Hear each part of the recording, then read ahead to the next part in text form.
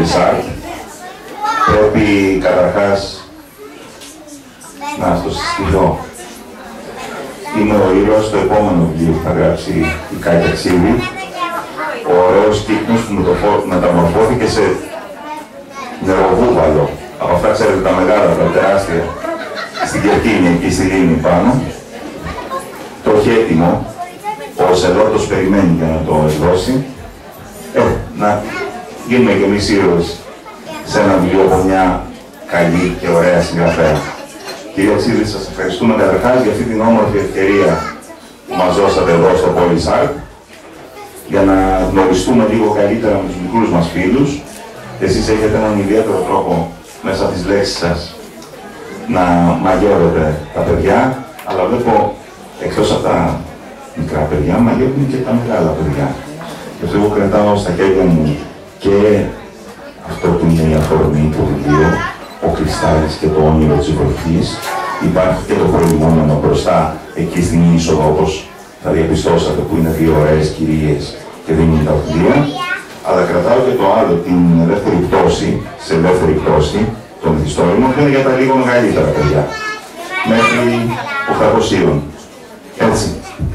Λοιπόν, μου αρέσει που βλέπω πάρα πολλούς φίλους και φίλες κυρίως από το χώρο του βιβλίου.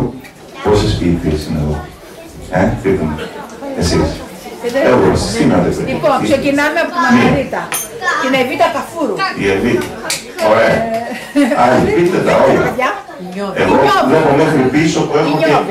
Η Νιώβη όλοι. Πίσω έχουν αγαπημένους μου συγγραφείς που έχουν κάνει ωραίες... Ο Νικήτας. Ο Γιώργος ο Τριφίλης πίσω που έχει κάνει την καλύτερη εκδήλωση μέχρι τώρα εδώ στο πόλη. Είναι από καιρό, αλλά Γιώργο, αυτή σε ξεπερνάει σε πληθυσμό, ξέρεις, λίγο junior. Έτσι. Να μην επεκταθούμε, γιατί είναι πάρα πολλοί συγγραφείς και θα αντικείσουμε σίγουρα κάποιους. Ξέρουμε ότι τα λέμε με αγάπη όλα, εντάξει, δεν θα τους πούμε όλους. Εντάξει. Βλέπω εδώ τώρα πρόσωπα και λέω. Μα έχω να πω κάτι. Αφού αυτό το όλο μου δώσατε. Εγώ θέλω να ευχαριστήσω τις εκδόσεις του Σελότος που για μια ακόμη φορά εδώ στο Πόλης παρουσιάζουν τα ωραία βιβλία των εκδόσεων και την κυρία Φαντοχούλου. Και να σας θυμίσουμε ότι κάθε μέρα εδώ κάνουμε πράγματα, παρουσίαση βιβλίων, ωραίες συζητήσεις. Τώρα μέχρι τα Χριστούγεννα και μέχρι την Πρωτοχρονιά θα έχουμε και αρκετά παιδικά βιβλία, αλλά έτσι κι αλλιώς εδώ σε αυτό το χώρο, από το πρωί μέχρι το βράδυ, περνάμε όμορφα. Η κυρία Ξύλη έχει το λόγο. Φίλες και φίλοι, καλησπέρα σας. Είμαι ιδιαίτερα συγκινημένη απόψε που ένα ακόμη όνειρό μου γίνεται πραγματικότητα. Άλλωστε, γι' αυτό ήρθαμε όλοι εδώ εμείς σήμερα, για να βοηθήσουμε και τον Κρυστάλλη να κάνει το όνειρό του πραγματικότητα. Όμως, πριν αρχίσουμε να μιλάμε για τον Κρυστάλλη, θα δώσω τον λόγο στη Σύση Θεοφαροπούλου, τη συγγραφέα, να μας αναλύσει το βιβλίο.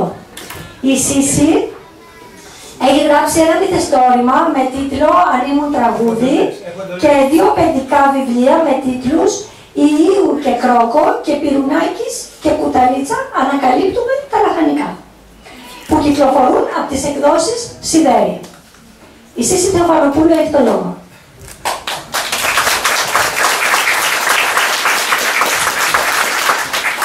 Καλησπέρα σας.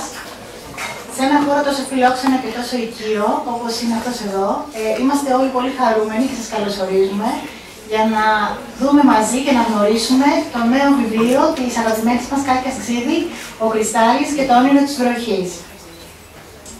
Καθώς είναι βιβλίο για παιδιά, όπως είπε και η Κάτια, θα μας επιτρέψετε να μην πούμε πολλά για μεγάλους και να γίνουμε όλοι μαζί παιδιά, καθώς ο περισσότερος χρόνος είναι αφιερωμένος σε αυτά.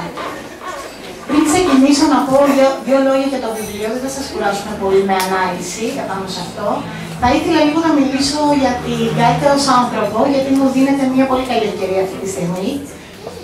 Καταρχήν θα ήθελα να την ευχαριστήσω προσωπικά για την τιμή να είμαι και εγώ στο πάνελ αυτού του βιβλίου, της παρουσίασης.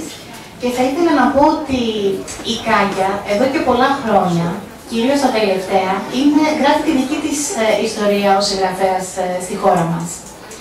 Έχει κάνει πάρα πολλές και αξιόλογες δουλειές και κάθε χρόνο είναι εδώ παρούσα με ένα νέο έργο. Είναι μια προσωπικότητα η Κάτια δυναμική, αξιόλογη και πολυπράγμων. Γυναίκα, σύζυγος, εργαζόμενη, ραδιοφωνική παραγωγός και τώρα είμαστε εδώ για να την δούμε ως συγγραφέα. Υπό την ιδιότητα της συγγραφέως λοιπόν, η Κάτια μας παρουσιάζει το νέο της βιβλίο, «Ο Κρυστάλλης και το όνειρο της βροχής».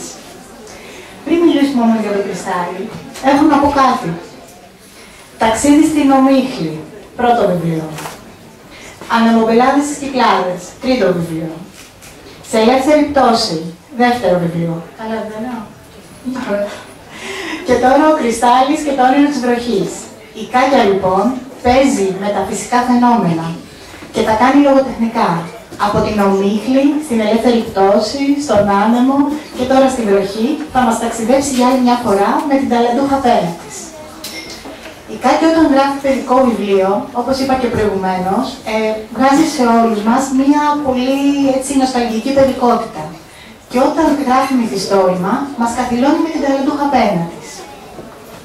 Τα βασικά χαρακτηριστικά στοιχεία της γραφής της Κάτιας, κατά την άποψή μου πάντα, είναι η ζωντάνια στη γραφή, η ευθύς και ξεκάθαρη διάλογη, η αρχαιότητα του κειμένου και φυσικά τα ξεχωριστά νοήματα που διέπουν το κάθε της φώνημα. Κάθε της βιβλίο έχει έναν πολύ συγκεκριμένο στόχο και όταν πρόκειται για παιδικό βιβλίο, ο στόχος της πάντα είναι φυσικά εκπαιδευτικός, παύλα διδακτικός, αλλά και ψυχαγωγικός. Ο Κρυστάλλης. Ένα όνομα που θα τα ακούμε πολύ συχνά από εδώ και πέρα. Ένα όνομα που θα μας ταξιδέψει μακριά, πολύ μακριά, ως τα σύννεφα. Εκεί που ως ένας μικρός κοκοσάμου ονειρεύεται να ενωθεί μαζί τους και να φέρει την βροχή. Το μήνυμα λοιπόν αυτού του βιβλίου είναι καθαρά διδακτικό. Είναι το όνειρο. Είναι μια λέξη που αν το καλοσκεφτούμε, είναι αυτή η λέξη που δίνει πνοή στην καθημερινότητα και γενικά στη ζωή μας. Είτε βραχυπρόθεσμα είτε μακροπρόθεσμα. Όλοι μας έχουμε δικαίωμα και πρέπει να ονειρευόμαστε. Όλοι μας. Ακόμα και ένας μικρός κοκοσάμου όπως ο Κρυστάλλης. Η Κάτια σε αυτό το βιβλίο καταπιάνεται με ένα σύγχρονο και επίκαιρο θέμα, αυτό της λειψιδρίας και της ανάγκης που πρέπει να δείχνουμε όλοι οι άνθρωποι, μικροί και μεγάλοι, στο υπέρτατο, στο πιο πολύτιμο αγαθό της φύσης, το νερό. Η Κάτια, με πολύ ωραίο και παραδειγματικό και ευκολονόητο τρόπο, δίνει στα παιδιά να καταλάβουν πώς δημιουργείται η βροχή από έναν πολύ μικρό κόκο άμμου και πώς με το σεβασμό που πρέπει να δείχνουμε εμείς στο νερό, μπορούμε ως άνθρωποι να επιζήσουμε. Στο βιβλίο, όπως θα δείτε στο τέλος του, υπάρχουν και χαρακτηριστικά παιχνίδια, όπου με εύκολο, παραδειγματικό και ψυχαγωγικό τρόπο, τα παιδιά μπορούν να μάθουν παίζοντας. Τι λέτε λοιπόν, πάμε να γίνουμε όλοι μαζί παιδιά τώρα? Ας ευχηθούμε στην Κάτια μια πολύ μεγάλη επιτυχία και πάμε να γνωρίσουμε τον Κρυστάλλη και τους φίλους του. Εσείς λοιπόν θέλουμε να μιλήσουμε για παραμύθια, αλλά δεν άκουσα τίποτα. Θέλετε να μιλήσουμε για παραμύθια? Δεν ακούω τίποτα. Κάτι έγινε. Για προσπαθήστε άλλη μια φορά. Από εκεί δεν ακούω τίποτα. Αυτά τα παιδάκια από εκεί δεν είναι φρόνημα. Για να ακούσω από όλα τα παιδάκια. Τώρα το άκουσα. Τέλος. Εντάξει. Λοιπόν, ευχαριστώ πάρα πολύ τη Σύση. Και να αρχίσουμε λοιπόν σιγά σιγά να μπαίνουμε στο κλίμα της παρουσίασης. Και να δούμε ποιος είναι ο Κρυστάλλης. Τώρα για να δω ποιο παιδάκι πρόσεχε και ξέρει τι είναι ο Κρυστάλλης. Για πες μου. Ένα πουλί. Άλλο παιδάκι, τι νομίζει ότι μπορεί να είναι ο Κρυστάλλης? Για πες μου.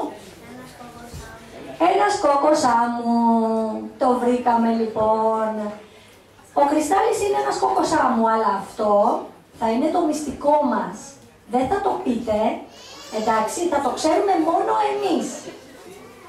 Συμφωνείς? Ναι, ωραία. Ο Κρυστάλλης λοιπόν είναι ένας μικρός κόκκος άμμου. Έχετε δει κόκκους άμμου? Ναι, πού έχετε δει κόκκους άμμου? Για πες μου, στη θάλασσα, πού αλλού? Πού αλλού? Στην έρημο, βέβαια, πού αλλού? Πού αλλού? Άλλος? Παντού θα μπορούσε να είναι με τον αέρα. Παντού θα μπορούσε να είναι λοιπόν ένας κόκκος άμμου, γιατί είναι μικρός ο καημένος και ο αέρας μπορεί να τον μεταφέρει παντού. Πολύ σωστά. Οπότε, αφού φτάσαμε σε ένα συμπέρασμα, ας δώσουμε το λόγο στο Μιχάλη το Φάλκο να δούμε τι έχει να μας πει.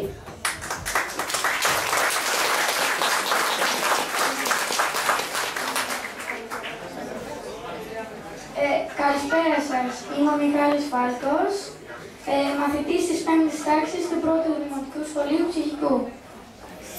Σήμερα θα σας μιλήσω για το παραμύθι «Ο Κρυστάλλης και το όνειρο της βροχής» της Κάκιας Ξίδη.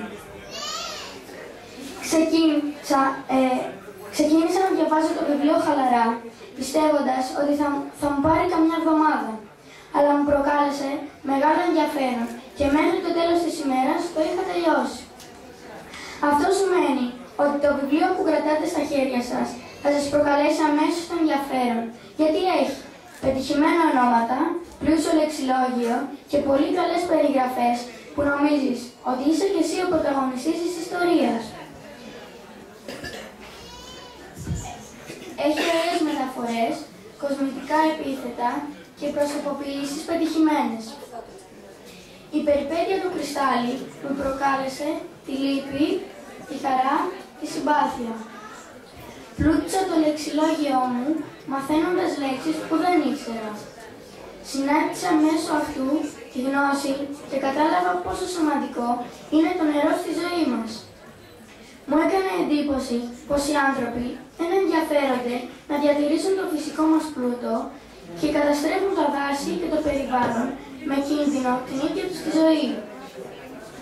Ο Κρυστάλλης, αν και ήταν ένας απλός κόκκος άμμου, που πολλοί τον υποτιμούσαν, κατάφερε να σώσει την πόλη και με τον τρόπο του να κάνει τους ανθρώπους να αλλάξουν και να σεβαστούν το περιβάλλον που ζούσαν καθώς εξαρτούνται από αυτό. Και εκεί που κανένας δεν το περίμενε, εκείνος έδωσε τη λύση και έγινε ήρωας, κάνοντας το όνειρό του πραγματικότητα. Έβαλε ένα στόχο και επέμενε να τον πετύχει παρόλες τις δυσκολίες που συνάντησε. Γι' αυτό λοιπόν δεν πρέπει να υποτιμούμε κανέναν, γιατί ο κάθε ένας είναι σημαντικός. Ακόμα και ένας κόκκος άμμου, ακόμα και ένα κουνούπι ή ένα απλό λουλουδάκι. Όλα παίζουν το ρόλο τους στη φύση. Το παραμύθι μας δείχνει με τον καλύτερο τρόπο το παράδειγμα της αλληλοβοήθειας. Δηλαδή, όταν βοηθάς κάποιον, εκείνος με τη σειρά του θα στο αποδώσει με τον τρόπο του. Καταλαβαίνουμε ότι ένας μόνος του δεν μπορεί να καταφέρει τίποτα, αλλά αν ενωθούμε όλοι μαζί, μπορούμε να κάνουμε τα πάντα. Έχω την εντύπωση όμως ότι αυτό το παραμύθι είναι προτιμότερο να διαβαστεί πιο πολύ από τους μεγάλους. Εμείς τα παιδιά έχουμε παιχνίδια. Όμως πρέπει να θυμηθούν οι μεγάλοι τη σημασία των λέξεων, συνεργασία, αλληλοβοήθεια και αναγνώριση της αξίας του άλλου. Έστω κι αν είναι τόσο μικρός όσο ένας κόκκος άμμου. Σας ευχαριστώ.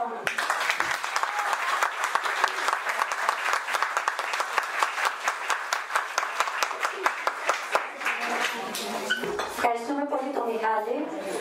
Ήταν καταπληκτικός, συμφωνείτε φαντάζομαι μαζί μου. Ας συνεχίσουμε λοιπόν εμείς λίγο την αφήγησή μας. Μπορεί κανένας να φανταστεί πώς μπορεί να γίνει ένας κόκκος άμμου? Από τι μπορεί να γεννηθεί ένας κόκκος άμμου?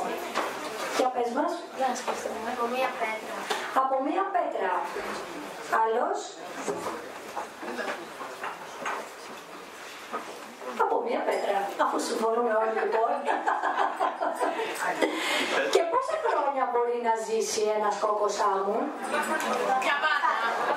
Για πάντα. Αιώνες ολόκληρους λοιπόν, Πολύ ωραία. Ενδιαφέροντα, Λοιπόν, τώρα η Ρόζα Γαλάνη θα μας διαβάσει ένα απόσπασμα από το βιβλίο για να δούμε πώς γεννήθηκε ο δικός μας ο Κόκκος Σάμου, ο Κρυστάλλης.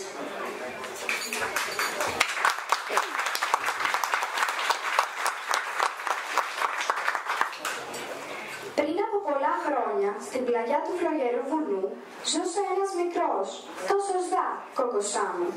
Κρυστάλλη τον ονόμασε η μητέρα του, γιατί είχε μια διάφανη καρδιά που πάνω της άστραφταν όλα τα χρώματα του ουράνιου τόξου.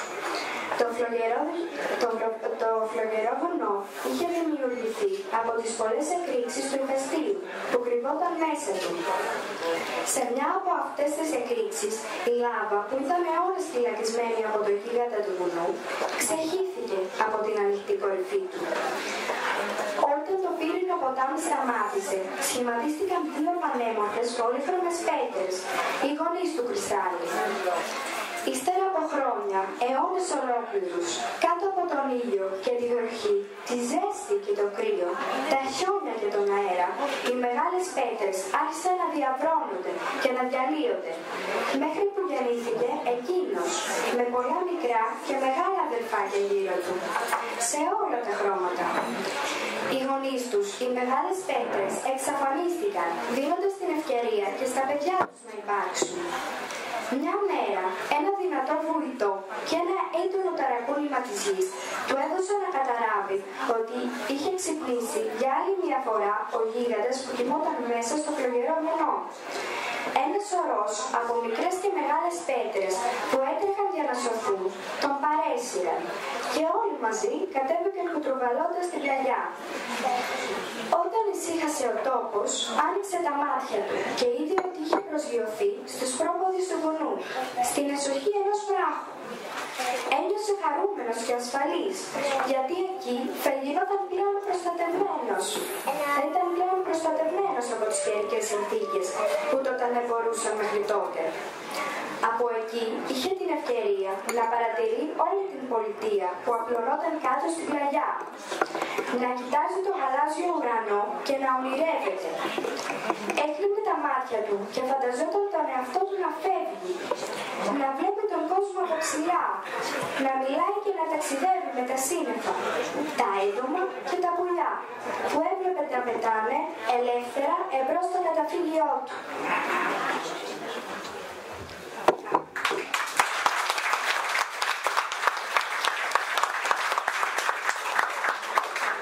Ευχαριστώ πολύ τη Ρόζα Γαλάνη, διάβασε υπέροχα. Σας ευχαριστώ. Ο Κρυστάλλης λοιπόν που λέτε μετά από πολλά χρόνια βρέθηκε κάποια στιγμή στην εσοχή ενός βράχου. Το σπίτι του, όπως ακούσαμε, ήταν προστατευμένο από τις καιρικές συνθήκες, αλλά εκεί δεν μπορούσε να κάνει τίποτε άλλο εκτός από το να ονειρεύεται. Τώρα εγώ ονειρεύομαι ή πραγματικά βλέπω την Ιωάννα Τάγκαλη να θέλει να μιλήσει για το βιβλίο? Μα καλά βρε Ιωάννα, εμείς δεν μιλούσαμε για τις ανεμοπελάδες. Τώρα πώς βρέθηκες εδώ? Με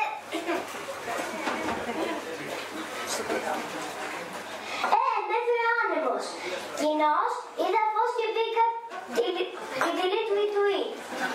Αυτό τώρα που το ξέρεις εσύ? Παιδί με, λες να μην ξέρω πώς χτυπήσουν τα πουλάκια. Σαν πολλά ξέρεις εσύ μικρή μου. Αφού διάβασα το βιβλίο σου με το όνειρο του Κρυστάλλη, πριν καλά το τυπώσεις. Είναι στο μυαλό σου εγώ. Με το που πάνε σκέψεις να γίνουν λέξεις, τσαπ. Τις γραπώνεις? Τσαπ, τις γραπώνω. Ναι. Και απολαμβάνεις τα παραμύθια. Απολαμβάνω τα παραμύθια σου πριν να ολοκληρωθούν στο πληκτρολόγιο σου. Πριν ολοκληρωθούν στο πληκτρολόγιο μου. Με λίγα λόγια πριν και στο πελά σου. Εκείνο το μοιραίο σούρουπο που κέρασε στη μάνα μου Παποτός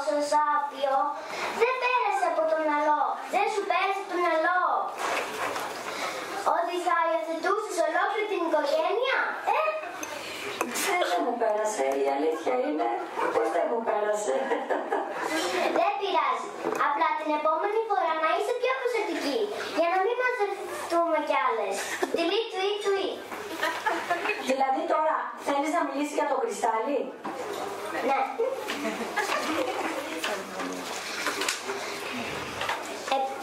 Επιτέλους η Κάκια έγραψε κι άλλα παραμύθια μας. Ο Κρυστάλλης και το όνειρο της βροχής. Ο Κρυστάλλης είναι το νεογέννητο μωράκι μας και η Κάκια το έβγαλε έξω ασαράτητο και θα κουτιάσει. Μιας και το ρισκάραμε, τέλος πάντων, ας πούμε δύο λόγια για τον μικρό πανέμορφο κόκο άμμου, για το ξεχώριστο κρυσταλλάκι που ονειρευόταν να γνωρίσει τους ανθρώπους. Αν ήξερε πόσο εγωιστές και αχάρις είναι οι άνθρωποι, ίσως και να μην χαιρόταν τόσο με τη γνωριμία. Μόλις ψιθύρισε στο αυτί ο Τσίμπας στο κουνουπάκι. Σου Τσίμπα, ας μην το χαλάσουμε το όνειρο. Ο Κρυστάλλης θα κλαίει και η Κάκια θα συναχωρηθεί πολύ. Και αν δεν πραγματοποιηθεί το όνειρο του Κρυστάλλη, πώς θα σωθούν οι άνθρωποι? Τώρα θα μου πείτε πώς ένα μικρό κρύσταλλο θα σώσει ολόκληρη την ανθρωπότητα. Και από τι ακριβώς θα τη σώσει? Κάντε λίγη υπομονή. Στη συνέχεια θα την καταλάβετε και θα καταλάβετε γιατί την τυπίζω σαν καναρινό γάρδελο.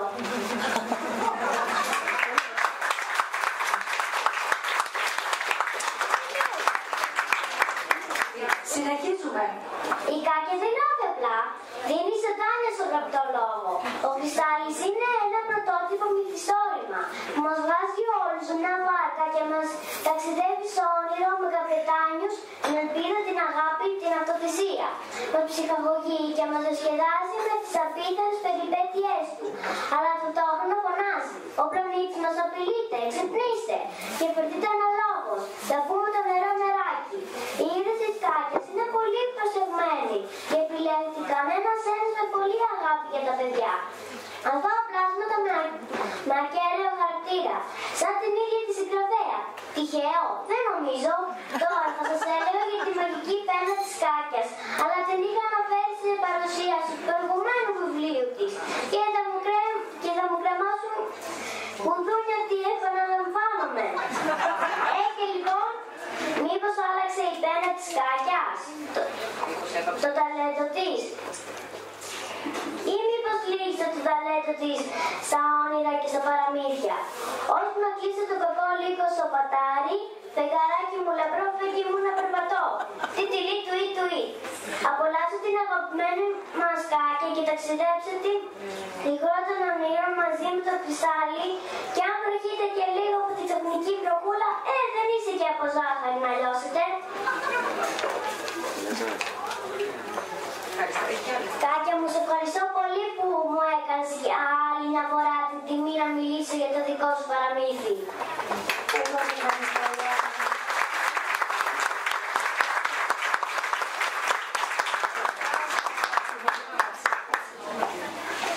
Λοιπόν, μετά από το ευχάριστο διάλειμμα που είχαμε με την Ιωάννα, θέλω σιγά σιγά να μαζευόμαστε και να αρχίσουμε να κάνουμε το όνειρο του Κρυστάλλη πραγματικότητα. Όμως, τι ήθελε ο Κρυστάλλης? Δεν είπαμε. Ποιος μπορεί να μου πει ποιο μπορεί να ήταν το όνειρο του Κρυστάλλη? Να μοιράσει όλο τον κόσμο. Να ταξιδέψει σε όλο τον κόσμο. Α, να ταξιδέψει σε όλο τον κόσμο, μας λέει η Ρόζα. Συμφωνείτε ότι αυτό μπορεί να ήταν το όνειρο του Κρυστάλλη? Ναι, γιατί ο Κρυστάλλης, αφού ήταν καταδικασμένος να ζει στην εσοχή ενός βράχου, ήθελε και αυτός να φύγει, να γνωρίσει τον κόσμο.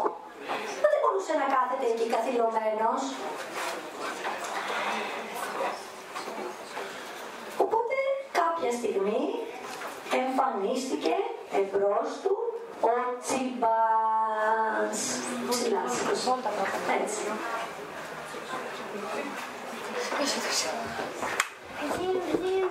Είμαι ο Τσίμπας στο κουνούπι, ο Κρυστάλλης είναι πολύ βαρύς για μένα.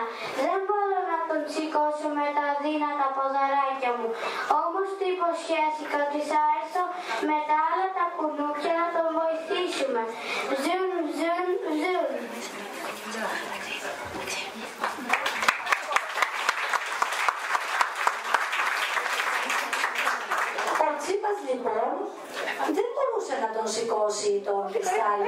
γιατί ήταν τα ποδαράκια του πολύ αδύναμα και ο Τσίπας ήταν πολύ βαρύς. Τότε του υποσχέθηκε ότι θα επιστρέψει. Εσείς τι λέτε, επέστρεψε ο Τσίπας?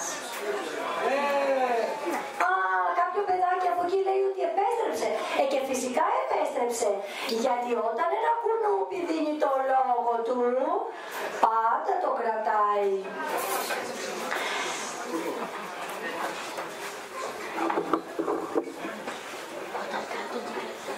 Λοιπόν, και μετά από λίγο εμφανίστηκε ο Μπάμπης ο Μπάμπουρας. Για να δούμε τι είπε ο Μπάμπης. Είμαι ο Μπάμπης ο Μπάμπουρας. Είναι πανεύκολο για μένα να σηκώσω ψηλά το κρυστάλλι και να τον πάω όπου θέλεις. Μου αρέσουν αυτοί που κάνουν όνειρα και προσπαθούν να τα πραγματοποιήσουν.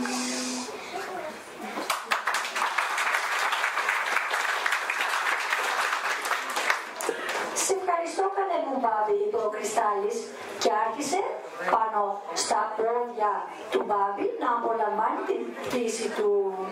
Όμως ο Μπάμπης ήταν ξεμυαλισμένος και όταν είδε από μακριά μια όμορφη Μαργαρίτα, αμέσως ξέχασε το Κρυστάλλι. Εμείς τώρα δεν έχουμε Μαργαρίτα, έχουμε κυκλάμινο. Φανταστείτε το με κυκλάμινο. Πήγε λοιπόν να ρουφήξει τον νέκταρ από τα λουλουδάκια της Μαργαρίτας και ξεχάστηκε επάνω στα φιλαράκια.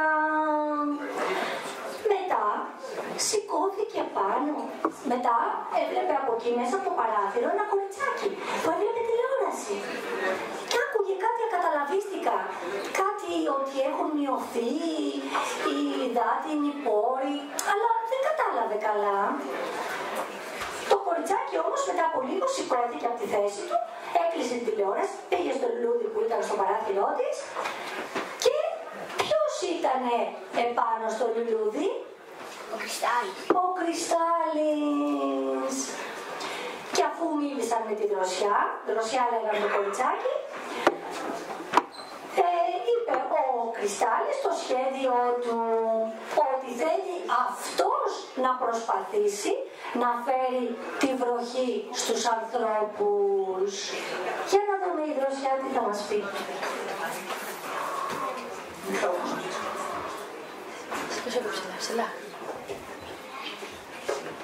Μα εσύ δεν είσαι ένας απλός κόκκος σαν. Εσύ είσαι σοφός και έχεις μια διάφανη καρδιά, γεμάτη αγάπη για όλο τον κόσμο. Δεν θέλω να σε χάσω τώρα που σε γνώρισα.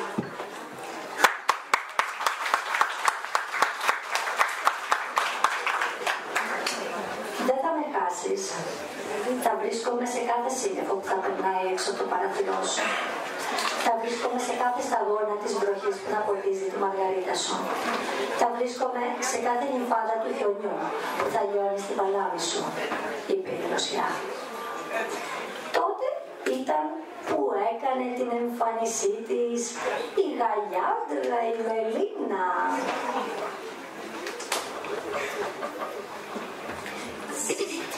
Είμαι η Μελίνα, η γαλιάντρα. Έχω πολλούς φίλους, θα πάω να τους βρω, να τους φέρω, να βοηθήσουμε. Όλοι μαζί το κρυστάλλι. Επιστρέφω αμέσως.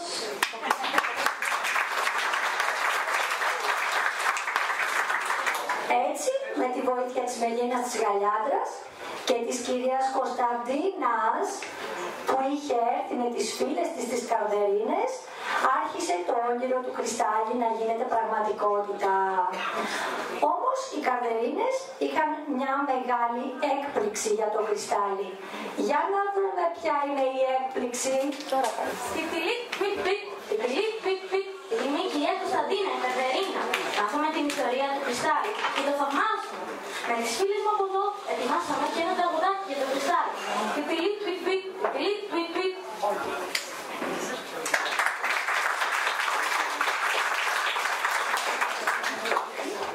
Λοιπόν, να έρθουν λοιπόν μαζί τώρα εδώ όλα τα πουλιά να τραγουδήσουμε το τραγουδάκι του Κρυστάλλι. Περιμένουμε να ακούσουμε το τραγουδάκι του Κρυστάλλι και έχετε τα λόγια στα χαρτιά σας. Παρίσι.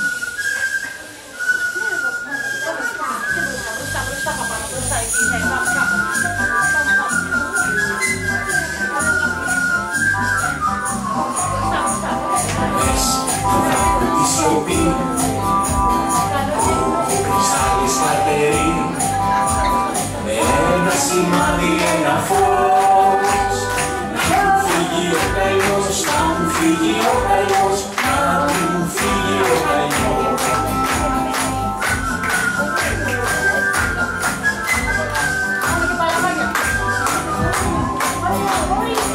Ένας σκοπός μοναρχή για να φέρει την βροχή.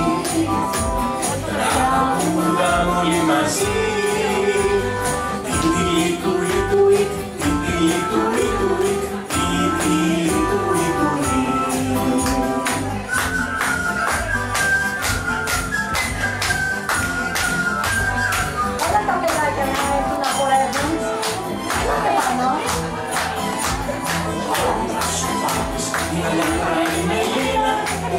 Στο κουλούρι με τον τρόπο παγελί βοηθάνε όλοι μαζί για να έρθει η βροχή, για να έρθει η βροχή, για να έρθει η βροχή.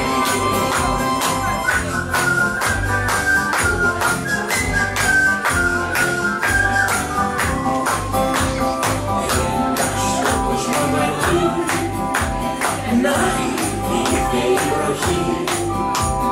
Τραγουδάμε όλοι μαζί.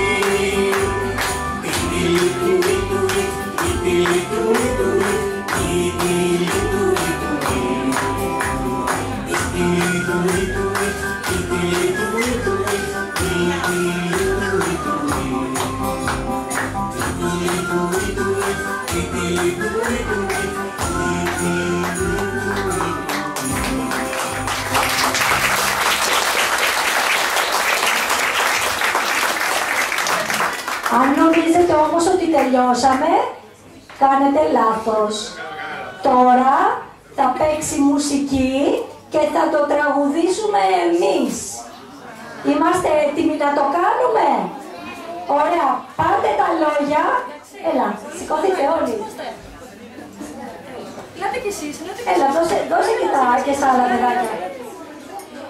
Δώσε και στα άλλο ένα που έχουμε εδώ. Δώσε και αυτό, δώσε και αυτό. Και εδώ, πάρε και αυτό. Λοιπόν, ακούμε τώρα τη μουσική για να το τραγουδήσουμε όλοι μαζί, όλα τα παιδάκια μαζί. Συνέχεια. Δυνατά,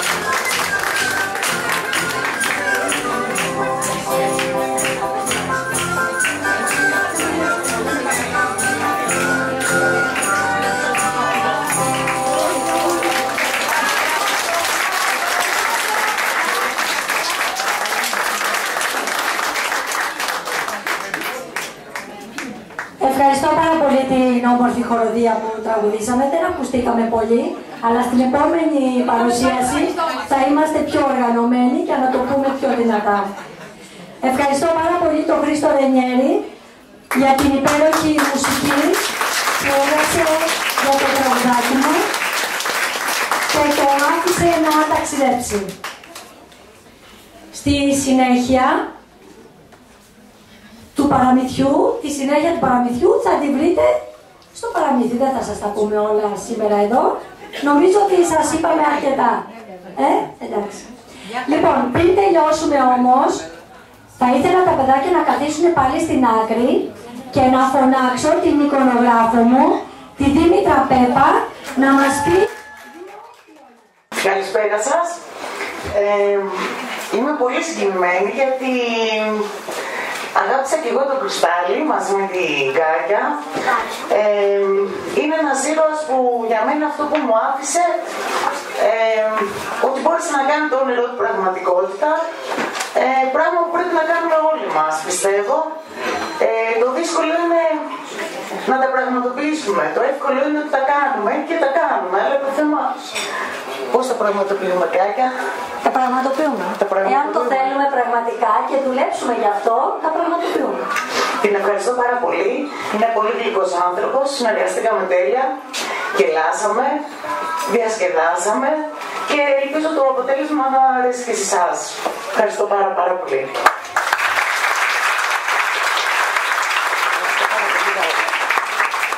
Η συνεργασία μου με τη Δήμητρα ήταν πραγματικά κάτι που δεν το περίμενα.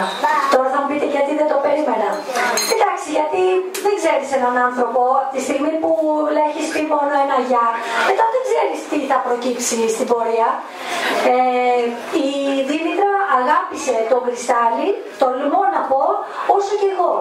Και αυτό είναι κάτι πάρα πολύ σπάνιο στις μέρες μας. Να μπορέσει ο άλλος να αγαπήσει τη δουλειά σου, αυτό που έχεις ονειρευτεί, όσο εσύ. Η Δήμητρα το έκανε με τον καλύτερο τρόπο και την ευχαριστώ ιδιαίτερα για αυτό.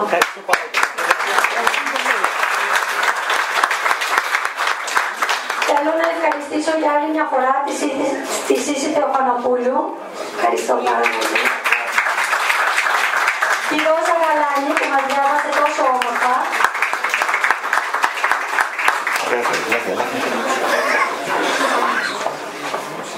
Το Μιχάλη Φάλκο που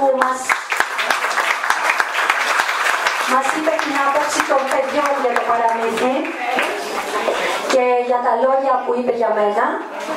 Και φυσικά την Ιωάννα Τάγκαλη που για άλλη μια φορά μας έκανε και γελάσαμε. Και φυσικά και την αφανή ηρωίδα των κειμένων, τη μεγάλη, την αξεπέραστη, Βιολέτα Κουμπή.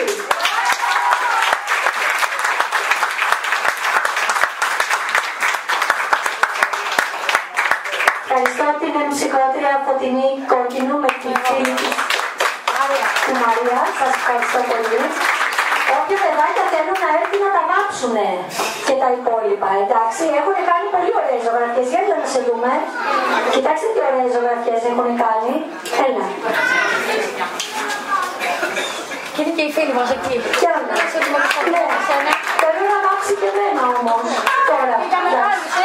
Όποιος θέλει λοιπόν να έρθει να τον βάψουν τα κορίτσια. Και μετά να έρθουν να βάψουν και γλυκάκια.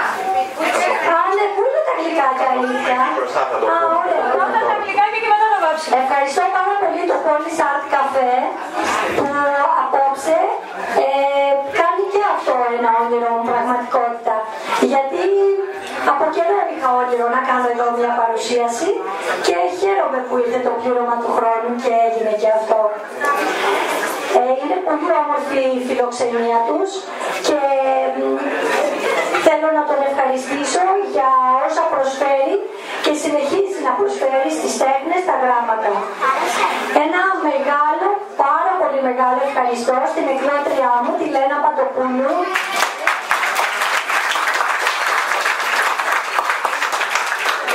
Νομίζω ότι ποτέ τα βιβλία μου δεν θα ήταν τόσο όμορφα και δεν θα είχαν τόση επιτυχία χωρίς το δαχτυλάκι της. Είναι μαγικό το δάχτυλο της Λένας. Όπου το βάζει, είναι γίνονται όλα τέλεια. Την ευχαριστώ πάρα πολύ για άλλη μια φορά.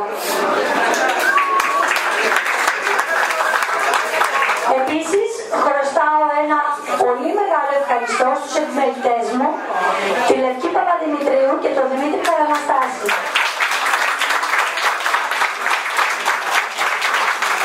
Το ξέρω ότι τους ταλαιπώρησα πάρα πολύ, αλλά κατά τη διάρκεια της επιμέλειας του βιβλίου, αλλά με την υπομονή και την αγάπη τους, καταφέραμε να σας δώσουμε αυτό το αποτέλεσμα που θα δείτε. Ελπίζω να σας ικανοποιήσει. Εμένα με ικανοποίησε απόλυτα πάντως.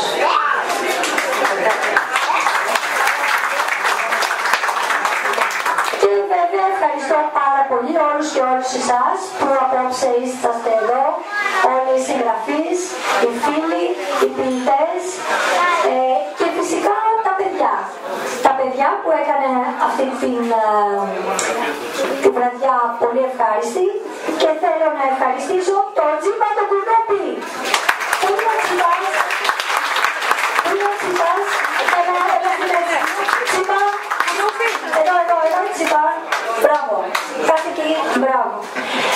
Τη μικρή δροσιά. Πού είναι η δροσιά? Δίπλα και εσύ. Το μπάμπουρα. Το μπάμπουρα. Άκουσε τώρα, δεν είναι μπάμπουρα. Δεν πειράζει. Να μας πας και σιπουλάκι. Έλα. Α, τι ωραίος που είναι ο μπάμπουρας. Η Μελίνα η Γαλιάντρα που είναι? Η Μελίνα η Γαλιάντρα. Νάτι και η Μελίνα η Γαλιάντρα. Που έχει ένα πάρα πολύ ωραίο όνομα. Τη λένε Διωτήμα. Τεχνίκα, Τεχνίκα το όνομα. Εμένα λένε Διωτήμα. Α, εσένα λένε Διωτήμα. Δεν το θυμήθηκα το όνομά της. Λοιπόν, και ποιος άλλος έχουμε και την κυρία Κωνσταντίνα, την Καρδερίνα, που είναι η αγαπημένη μου Μαρίτα. Τελειώσαμε, δεν θα σας ταλαιπωρήσω άλλο. Σας ευχαριστώ όλους πάρα πολύ μέσα από την καρδιά μου.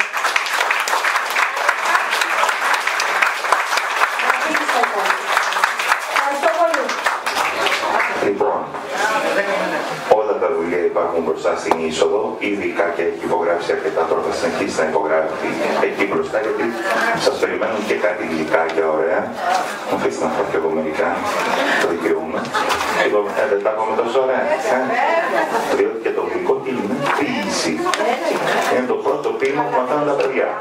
Και όσο βρίσκονται με εσάς όλους τους δημιουργούς, τα παιδιά από τόσο μικράκια γίνονται καλύτερα αυτά και μας κάνουν και εμάς λίγο καλύτερους. Γιατί αυτό πρέπει να γίνει, νομίζω, να γίνουμε εμείς καλύτεροι. Παιδιά, σας ευχαριστούμε όλα που βρεθήκατε εδώ απόψε. Θυμίζω πάλι ότι τα βιβλία είναι μπροστά στην είσοδο, η Κάκια θα είναι εκεί τώρα για να υπογράφει. Θέλει λίγο χρόνο αυτό. Πες μου πως θέλει κανένας να κάνει καμιά ερώτηση. Υπάρχει κάποιος που θέλει να ρωτήσει κάτι? Όχι, πώς τελειώνει το παραμύθι? Είναι η μόνη ερώτηση που απαγορεύεται. Όχι, δεν νομίζω. Εντάξει, τους έχω καλύψει. Α, οι ποιητές και οι ποιήτριες και οι άλλοι λογοτέχνες μπορούν να μείνουν και στην επόμενη παρουσίαση με τις εκδόσεις Δοδόνη που θα παρουσιάσουν μια ποιητική συλλογή. Έτσι λίγο θα ετοιμάσουμε, θα αλλάξουμε το σκηνικό. Σας ευχαριστούμε όλους.